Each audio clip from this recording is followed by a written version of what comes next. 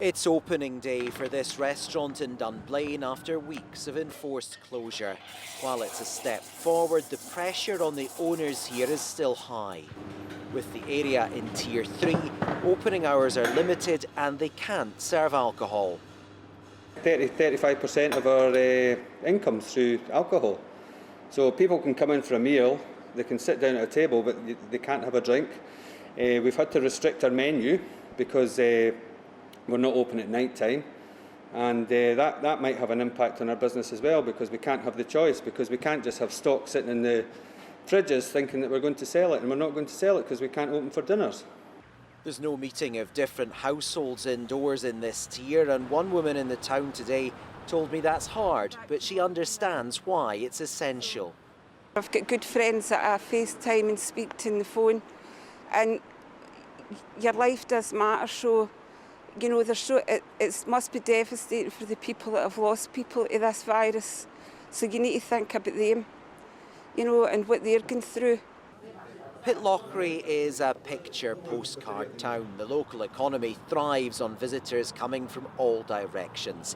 It's in Tier 2, so pubs, restaurants and cafes can serve alcohol indoors till 8 with a meal and until 10:30 outdoors. One resident of the town told me things are noticeably quieter, even for the time of year. They start to be less people in the city in the last week from what it was before. So I think there will be less people in the city in the next weeks.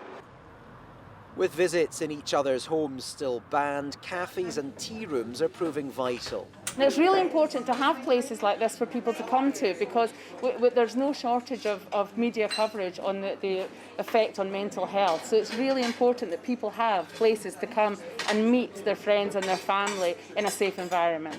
They're used to dealing with different tiers at this business, but they say if restrictions were made tighter, they'd need financial support. If we are to move forward into a lockdown, we need a lot of commitment from the UK government on furlough for the staff. Here at Hetties we made 8 staff redundant. We don't want to be making any more staff redundant. We want to be able to take them through any future lockdown that there is. Newtonmore in the Highland region is in Tier 1. While the rules on household mixing will relax in time, at the moment each other's homes remain off limits here too. For hospitality, the regime is more relaxed than elsewhere, but with people living in higher tiers being advised not to come here, that's meant hotels and B&Bs facing cancellations. We had a couple due to come up for 5 nights, and they were going to have bed and breakfast and also probably have meals here as well.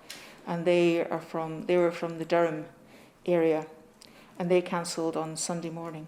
While that's tough to cope with, the owner here feels an obligation to enforce the policy. I would probably ask them where they're living and where they're travelling from before I would accept them.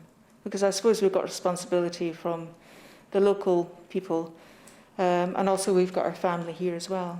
3 parts of Scotland, 3 different tiers of restrictions. What unites them all is that people are making sacrifices. Sacrifices to fight the virus and sacrifices to save lives. But it is clear that whether it's financial, mental or even social, all of that comes at a price. Gordon Cree, STV News, Newtonmore.